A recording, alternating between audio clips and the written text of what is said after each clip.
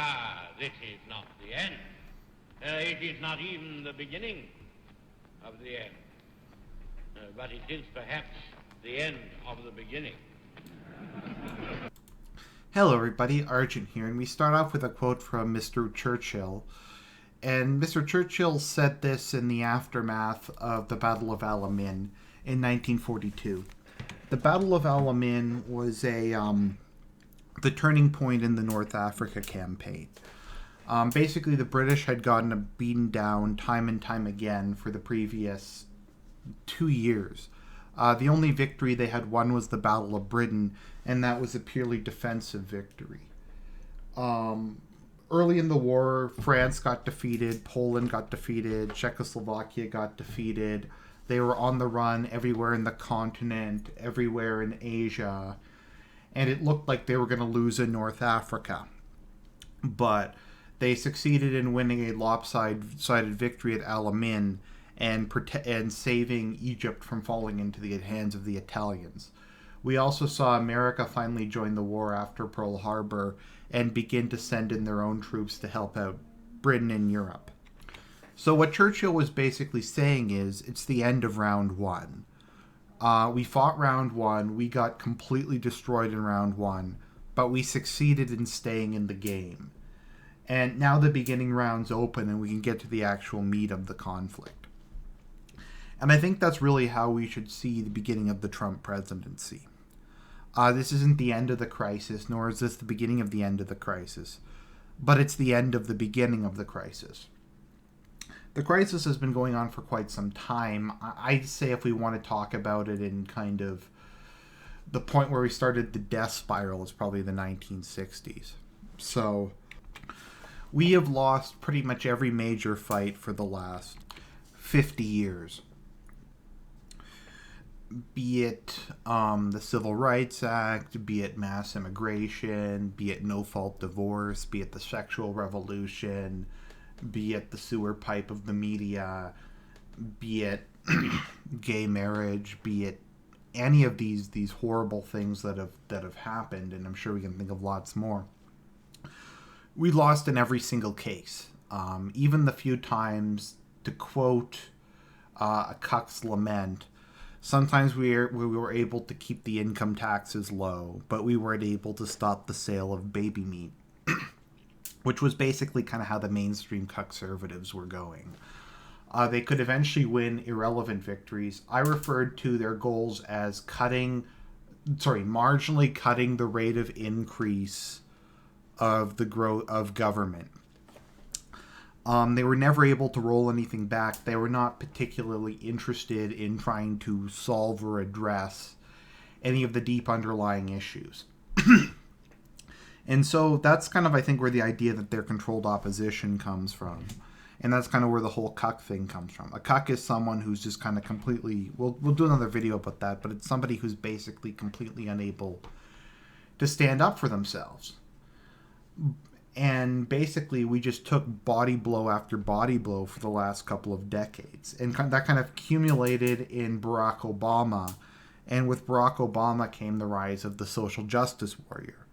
The social justice warrior kind of being the logical end of the crisis. Basically, hysterical man boys screaming for their own destruction. Like, actively screaming in many cases for their own destruction. And transgenderism, transspeciesism, puppy play, the last stand of implicit white identity. All these things are just kind of the end of the death spiral. But a couple years ago, something happened. Something that actually kind of gave me some hope. We had Trayvon and Zimmerman. Now, for those of you who aren't aware and were living under a rock, basically what happened was George Zimmerman was a Hispanic, largely, I think he was like half mestizo, half black, a quarter black, a quarter white, or quarter Jewish, or some random mixture. But he was a neighborhood watchman who was patrolling his neighborhood, and Trayvon Martin was looking really sketchy. And he went over to investigate, and Trayvon jumped him and started beating the shit out of him. So George Zimmerman shot him. And what the media did was they took George Zimmerman's picture, they whitened his skin, and they photoshopped it to try to make him look really white. And then they basically turned this into an attempt to guilt white America. They're like, look at the racism, look at like this white supremacism. George Zimmerman, he's a member of the KKK. This is unacceptable. And something happened though. White America didn't apologize. I remember that was back when I used to watch talk radio, and I saw pretty much no one apologize for it. Most people were like, yeah, I'm glad he killed. Trayvon was a thug. And it kind of fell flat. I mean, the Swipples and kind of like liberals just cried about it.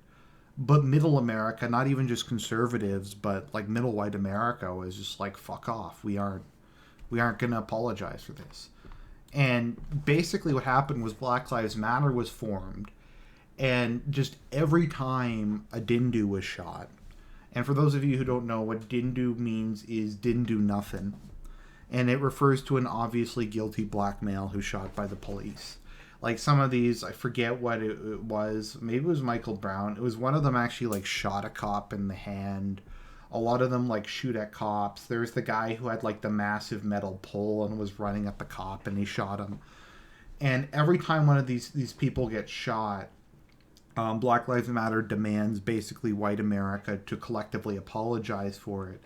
And when they don't, they burn shit and attack white people. And I've just seen very little actual guilt come out of white America. It was kind of, why do I keep bringing this up? Because I think it was the first time I saw real resistance to the left's agenda. Not just kind of in this, oh, we can't do this, oh, well, we kind of agree, but I kind of disagree, but these thoughts scare me bad. But just saying blatantly, fuck off, we're not going to play this game anymore. And we saw this on illegal immigration with, by and large, whites going, no, we aren't going to go with illegal immigration. And in Europe, we see this in the fact that the population there, in most cases, for the first time, is actually standing up to their governments. They're saying, we don't want the migrant crisis. We want these people gone. We have people starting to get courage to speak up about Islam. You have kind of the fading away of guilt. I find in white people, it's going away very quickly. And another kind of factor involved in this is ISIS. Now, as horrific as ISIS is, it's kind of been a gift for us. Because basically it makes it really hard for the left to shill for muzzies. Because basically there was a period where it was almost like a monthly or weekly basis that ISIS would commit some big terrorist attack. And they would do this, and every time they do this, you had Muslims in the streets celebrating. You had ISIS talking about how they were going to conquer the West. You had Muslims in the West cheering for ISIS. And once again, you had the scenario where like white people just weren't apologizing. And you've had kind of people more and more become like courageous. You have political parties, even if they're not probably going to win. But in Germany, for the first time since the 1940s, you have an openly nationalist political party that wants to destroy the established order. You have populist surges in Denmark, to a certain extent in Sweden. In Britain, you had Brexit. In Eastern Europe, you had a string of people come to power, be it the government in Slovakia, which was like a socially conservative socialist party, whether it be in Hungary with Viktor Orban. You have populists coming to power in Italy, and you kind of have this wave. For the first time, we're seeing a real counter-reaction. Not just like a bunch of lame conservatives coming to power and marginally cutting the rate of government growth. But we're having people who are actively standing up to this. I think to a certain extent that's what Trump represents. And I think for those of you who didn't follow that, you have to understand every media source, every financier, everyone with any degree of power or wealth or influence was allied against Trump. They were saying he was going to lose. They were saying they were going to punish America if he won. It was absolutely hysterical. And people were so convinced that he was going to win. That he was going to lose. And I heard the left say, okay, once he loses, we're going to finish the job. We're going to give all the illegal citizenship. We're going to bring in a ton more muzzies. We're going to permanently, even more than we already have, which is a lot, alter the demographics of this country to where white people will never have a voice again.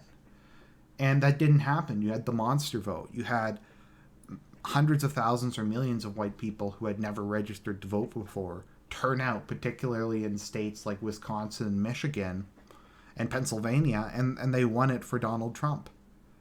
They won it for him.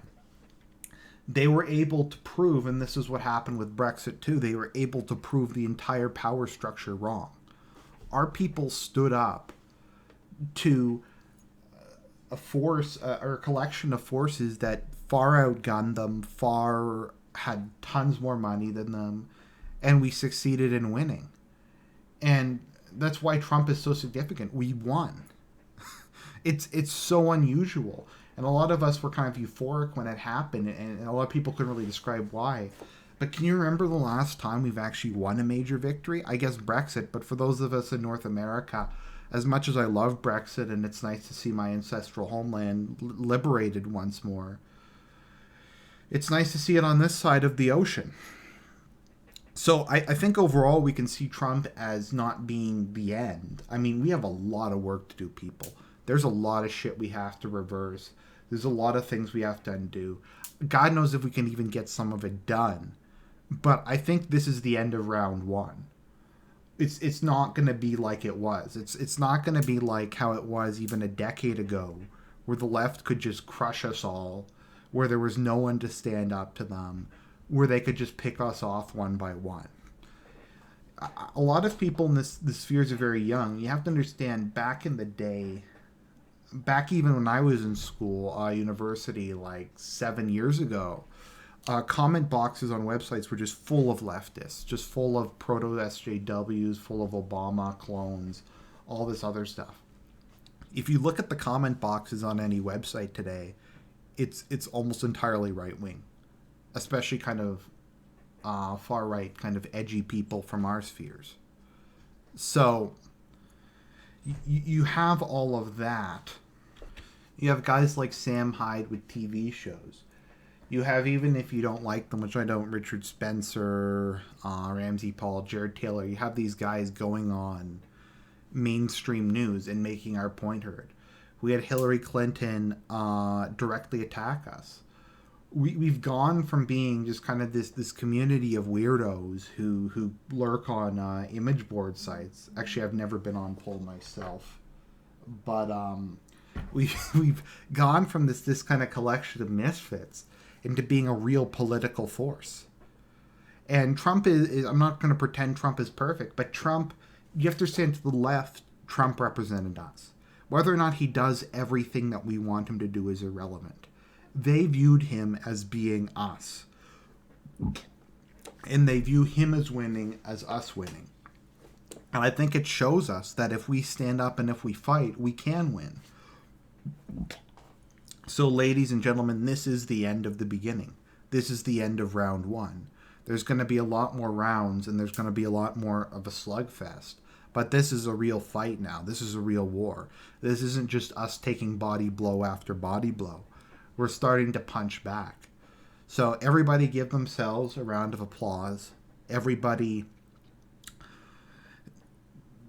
get ready, because we have more fights to come. But at least now we have some teeth.